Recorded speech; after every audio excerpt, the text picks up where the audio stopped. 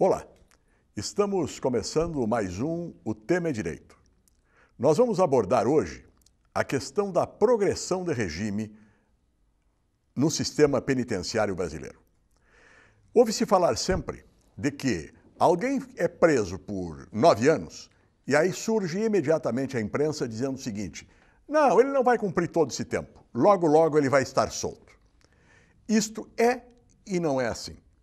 Para que nós conversemos sobre esse assunto, para que o telespectador possa ter um conhecimento melhor de como essas coisas funcionam, eu convidei hoje o professor Fábio Dias, que é professor aqui na Unifra de Direito Penal, é doutor em Ciências Criminais pela Universidade de Coimbra e hoje nos dá o prazer da sua presença para nós conversarmos, professor Fábio, sobre a progressão de regime. E eu gostaria, inicialmente dando-lhe as boas-vindas, eu lhe franqueio a palavra para que comece explicando para o nosso telespectador o que é o Instituto da Progressão de Regime que está previsto na Constituição. Bem, boa tarde, professor Blattes. É um prazer atender o seu convite da instituição e ter a oportunidade, mais uma vez, de me manifestar sobre esse tema acadêmico que nos move sempre, que são os temas relacionados ao direito penal. Inicialmente, a gente pode mencionar, e talvez as pessoas que não sejam ligadas à área do direito não compreendam exatamente o que sejam os regimes. Basicamente, nós temos 3 regimes de cumprimento de pena. Esses regimes são relacionados à pena privativa de liberdade. Então, nós temos o regime fechado, que é o regime mais grave, o regime semiaberto e o regime aberto. Cada um desses regimes, eles se caracterizam em formas de cumprimento de pena privativa de liberdade. Cada um deles tem um regramento próprio, cada um desses regimes deve ser cumprido num tipo de instituição prisional, e é justamente pelo fato de nós termos esses 3 regimes é que se coloca o tema da progressão do regime. Então, basicamente, a progressão de regime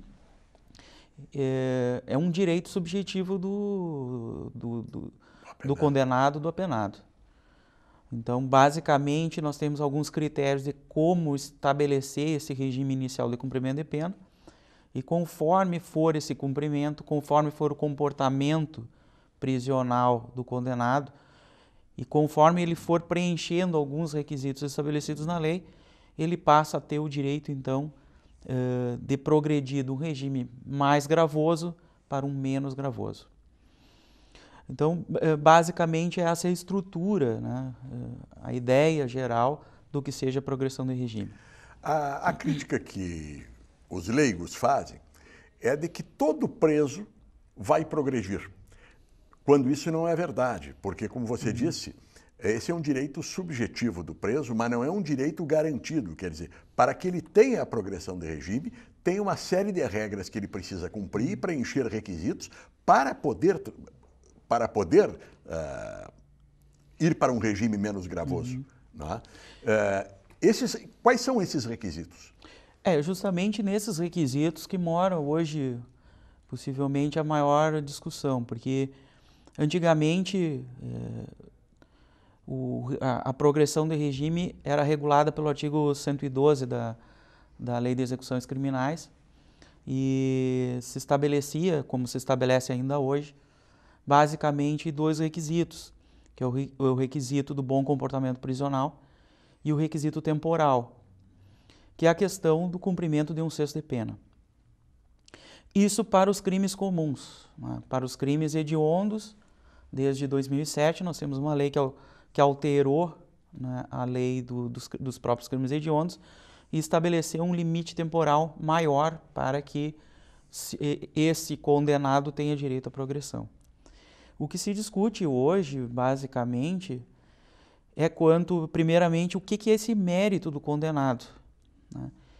Que elementos que nos levam a determinar, num caso real, se esse réu tem direito, se ele cumpre com esse requisito do mérito e o que exatamente estabelece, né, esse requisito. Basicamente, hoje tem se sustentado que ele deve ser considerado um requisito objetivo.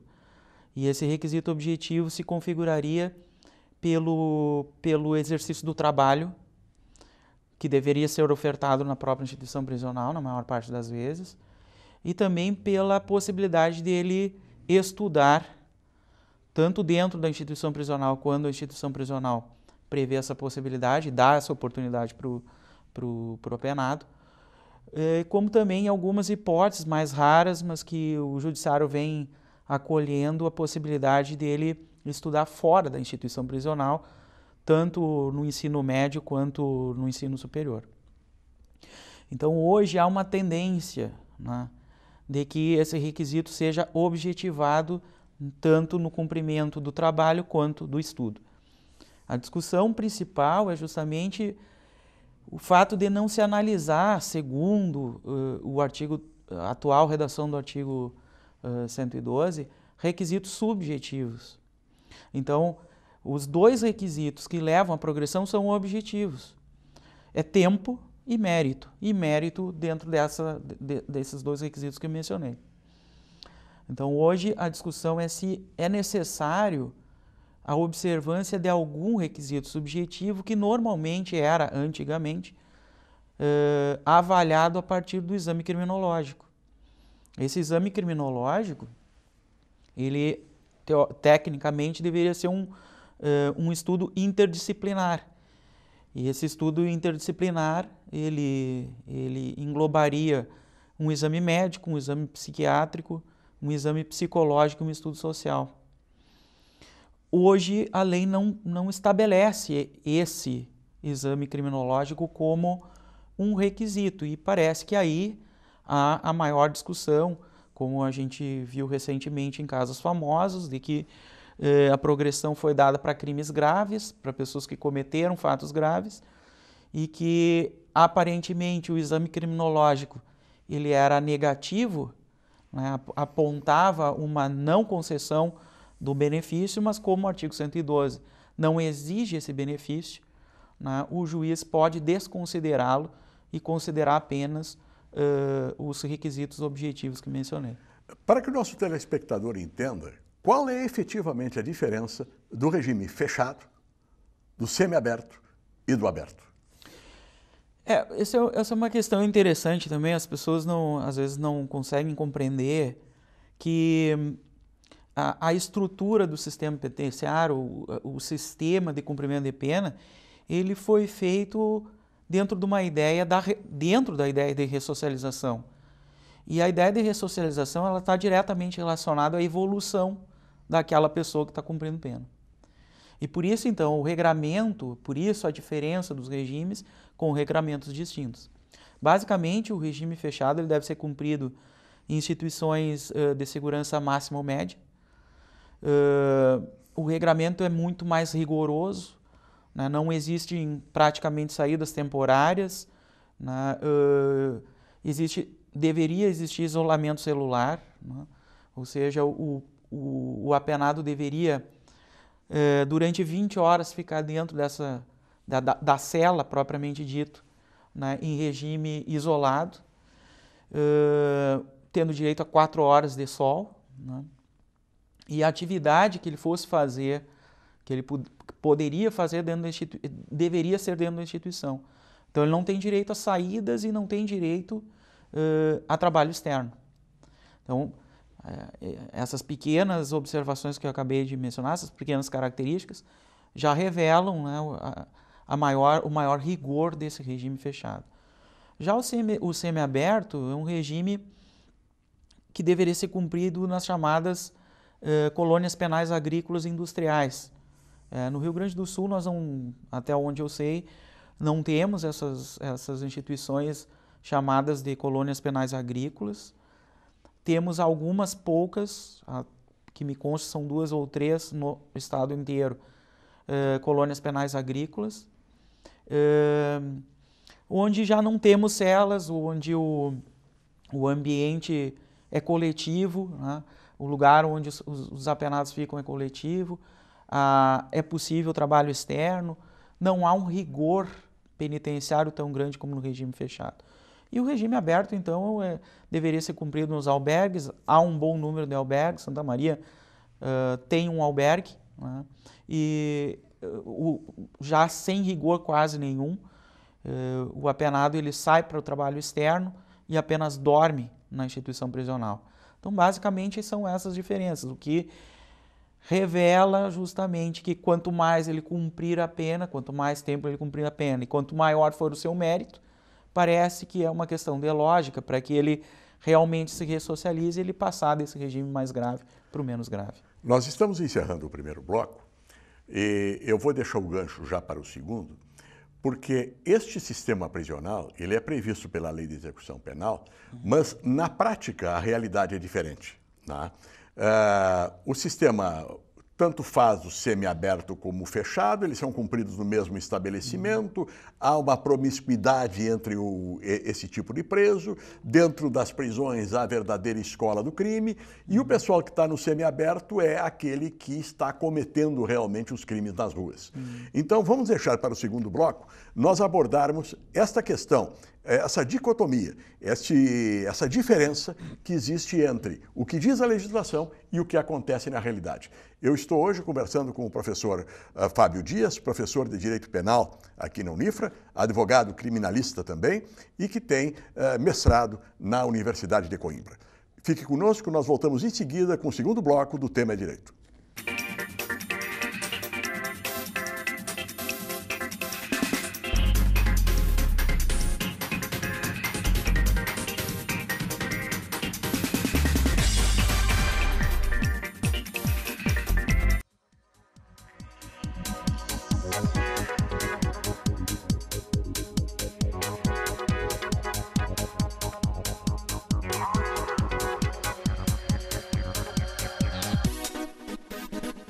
Sonho.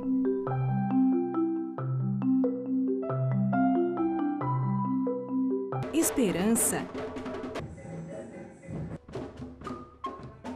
Realização.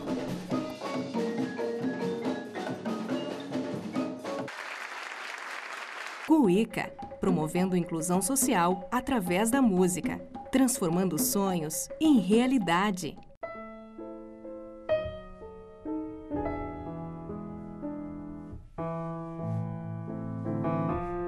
A ONG Royale está mudando a vida de muitas meninas carentes através do balé. Conheça esse projeto.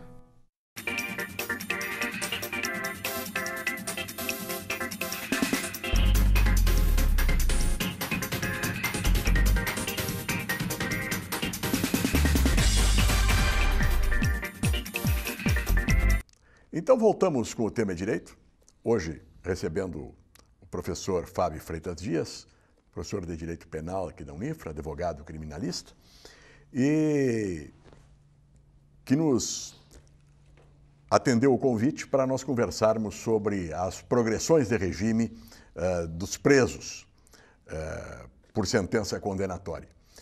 Professor, uma crítica que se faz, e é a crítica mais forte que existe em todo o país, é com relação aos presos no regime aberto. Agora tem esse drama todo das tornozeleiras, encontraram uma tornozeleira no pescoço de um galo, etc. A tornozeleira veio para tentar resolver, não resolve. O preso no regime aberto, ele continua a praticar crime, ou seja, ele cumpriu a sua pena e não se ressocializou, porque o objetivo da progressão é exatamente a ressocialização, que ele vá voltando aos poucos para o convívio social.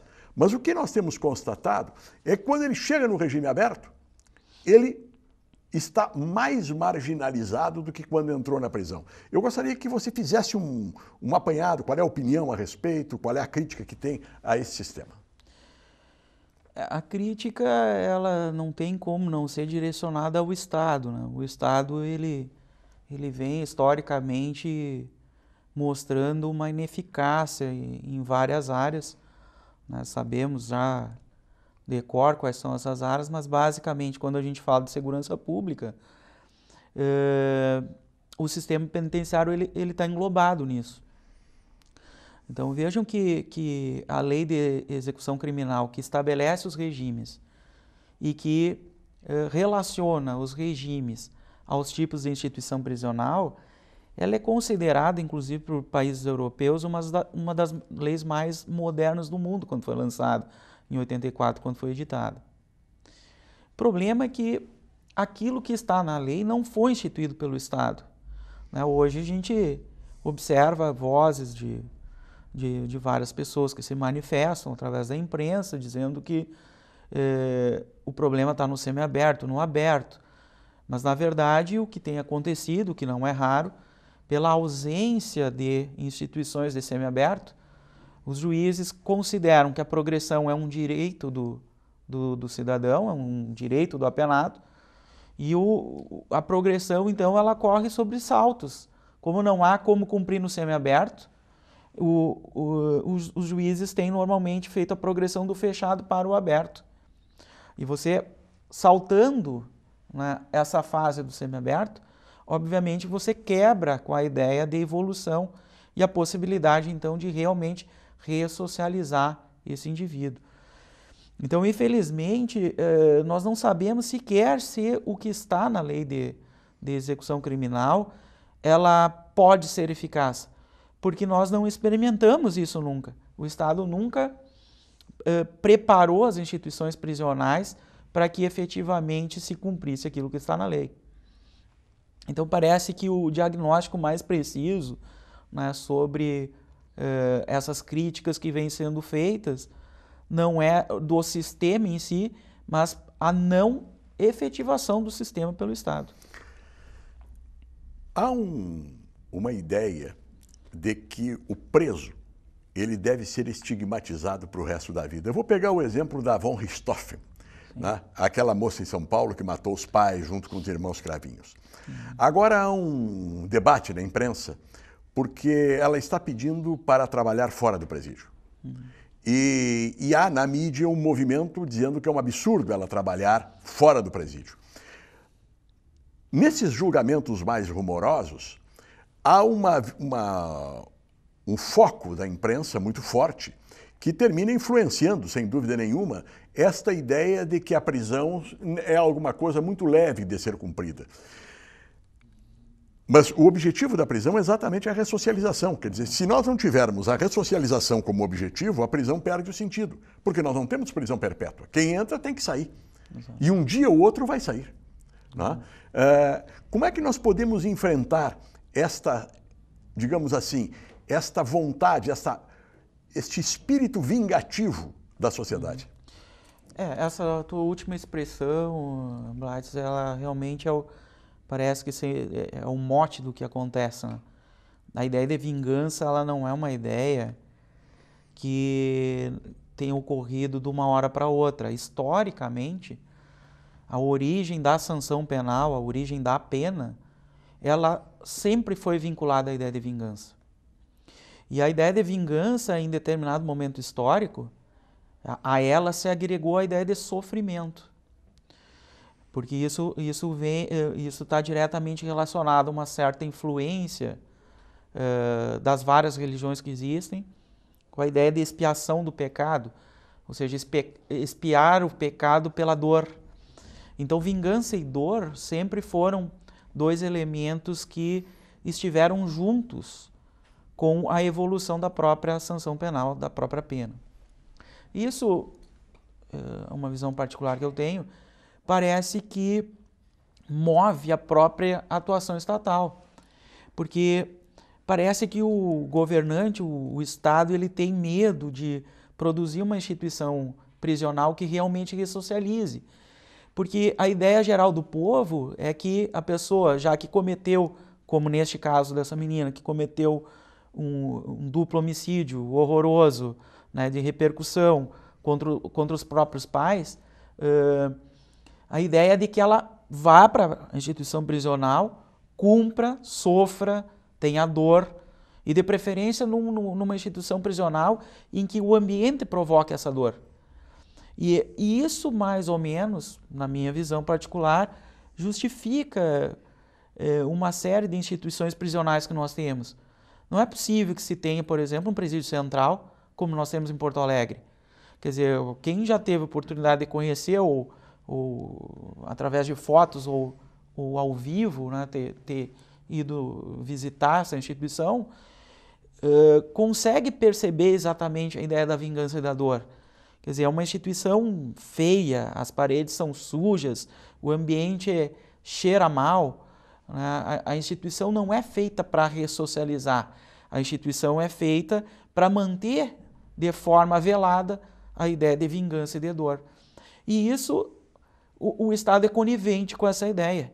E é conivente com essa ideia, e essa ideia ela é reproduzida por alguns órgãos de imprensa, por alguns repórteres que não têm o conhecimento exato de como que se chegou até uma instituição desse tipo. E daí nós, sociedade, nos revoltamos porque o preso sai do presídio pior que entrou. Mas ele não pode sair melhor de lá, porque se o tratamento que ele teve lá foi desumano, foi um tratamento de animal, ele sai de lá muito pior do que entrou. Exatamente. E aí nós realimentamos a violência. Exatamente.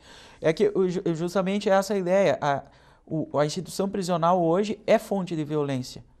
Né? Estar dentro da instituição prisional, a instituição prisional, ela produz violência, ela causa mais violência. E se eu não tiver realmente uma solução, e que aparentemente não é breve essa solução, a tendência é que a gente acabe, né, ao invés de ressocializar, produzir pessoas mais perigosas do que entrar na instituição, e isso virar uma bola de neve sem solução, pelo menos a curto prazo. Fugindo do nosso assunto, mas nem tanto, nesta linha, há uma confusão entre a prisão cautelar e a prisão condenatória. E também isto causa uma ideia de impunidade, porque o sujeito foi preso e foi solto. Mas ele foi preso cautelarmente, ele não foi preso porque ele só poderá ser preso e cumprir pena depois de condenado. Mas a ideia que as pessoas têm é que basta o sujeito ser preso, que ele deve ficar preso para responder o processo preso. Poderia nos dar um toque sobre essa questão? Claro. As prisões cautelares, como o próprio nome diz, são medidas que têm um fim específico, que é um fim de proteção. Proteger alguma coisa, proteger a sociedade, proteger algum indivíduo, proteger a produção de prova. Normalmente, o fim específico desse tipo de medida é a possibilidade de proteção da produção dessa prova. É uma prisão processual. Processual, de caráter processual, que não pode ser entendida como uma presunção de culpa. É justamente aí que essa ideia de prisão cautelar, juntamente com a ideia de uso abusivo de algemas, que mora também um dos problemas, porque para o leigo, quando ele vê uma operação lançada na mídia, quando ele vê pessoas sendo algemadas e conduzidas para o camburão, né, a imagem que se produz para as pessoas é de culpabilidade, é de culpa. Ele está sendo preso porque alguma coisa ele fez. Então isso também gera na população uma certa insegurança, porque não entendem depois por que ele foi solto. E às vezes essas, como a gente está acostumado a acompanhar nos processos criminais, não são inúmeras as vezes que as prisões são abusivas, que são prisões ilegais e que são atacadas por relaxamentos de prisão ou por habeas corpus e que acabam levando aquele acusado a responder o processo em liberdade,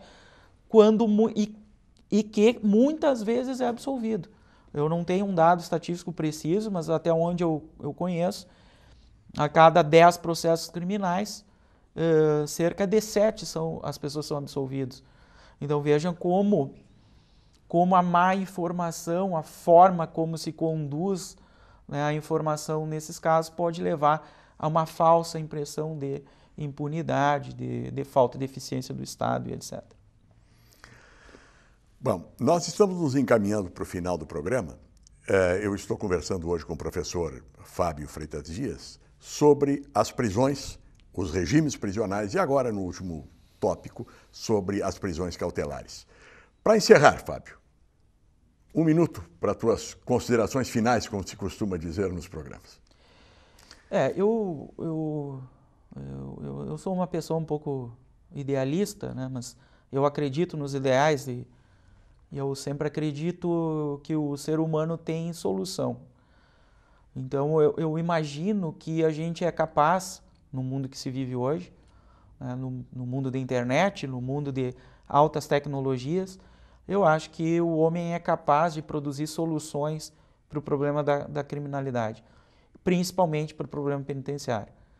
Então, eu não quero desacreditar no ser humano e imagino que é possível que as pessoas responsáveis por isso, com vontade política, que é uma palavra que realmente tem que ser colocada em prática, é possível se criar um modelo melhor, mais eficaz, mais justo e capaz de realmente atingir a ressocialização não como um mero discurso, mas como algo efetivo que vai produzir benefícios, evidentemente, para o convívio social. Fábio, muito obrigado por acolher o nosso convite. Queremos agradecer também aos telespectadores e convidá-los para estarem conosco na próxima semana, neste mesmo horário e neste canal. Muito obrigado a todos e até lá.